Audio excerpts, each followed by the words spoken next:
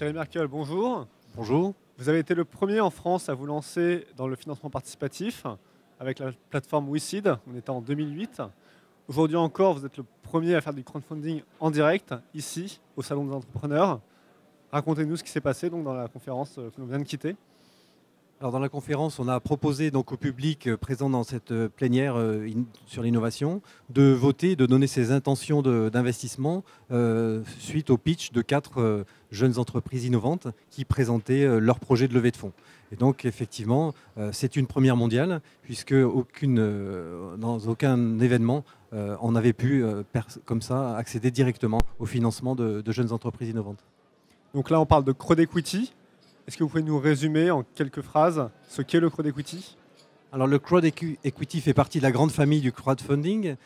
Simplement, le crowd equity est spécialisé sur le financement d'entreprises et notamment le financement de capital d'entreprise, donc des fonds propres. En fait, la foule va investir et devenir actionnaire au sens acteur du terme. Alors, qui sont les investisseurs, hormis la foule? Ce sont des cadres, des entrepreneurs?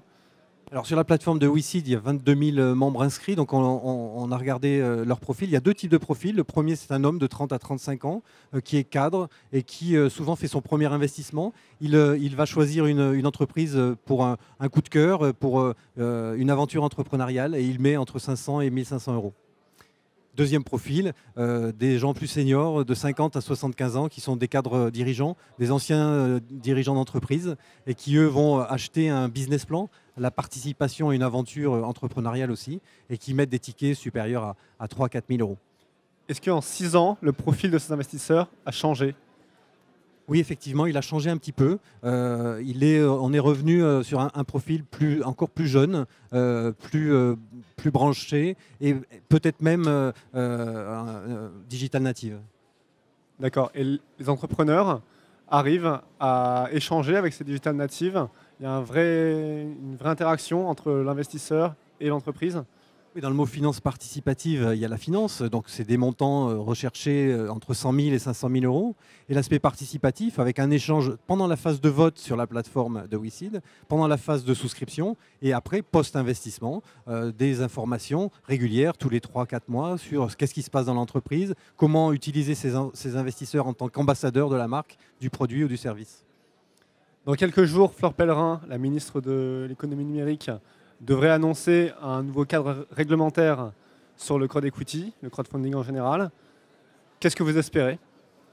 J'espère effectivement une clarification des textes qui sont en vigueur aujourd'hui. On attend l'annonce d'un nouveau statut de conseil en investissement participatif, mais surtout je serai très attentif au seuil d'exemption d'offres publiques de titres financiers. Là est la clé. Et à quel niveau ce seuil doit être fixé?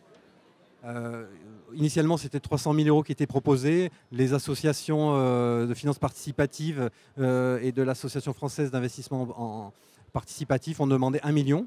Voilà, sans doute entre les deux. Voilà, sans doute 500 000. Okay. On saura ça le 14 février prochain. Merci Thierry Merkel. Merci à vous. À bientôt. Au revoir.